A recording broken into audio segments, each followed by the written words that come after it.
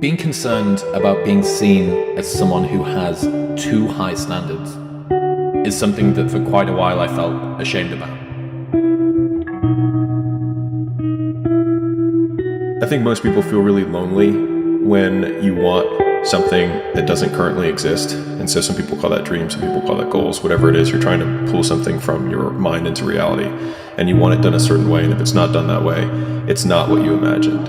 And so people on the outside will throw stones and call you names that they think will change your behavior and get you to stop.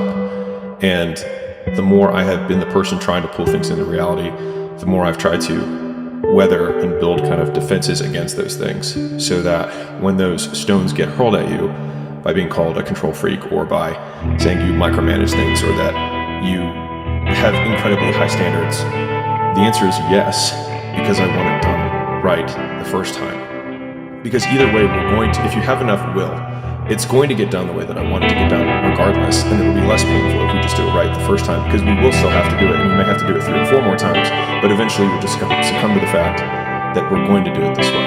And I think all of the great things that have happened for humanity have been from one man or woman who had an idea and just wouldn't let people shake it from them. Control freak is a word people with low standards use to describe people with high standards. You're not a control freak, you just want it done right the first time. You're not anxious, you care. Do not expect mediocre people to support world-class goals. Someone who does not care will not put the work to look into because they're trying to check a box rather than to make something that people will love. Or, I heard this from, I can't remember who it was from, but basically that the best art is art where the artist makes it for themselves.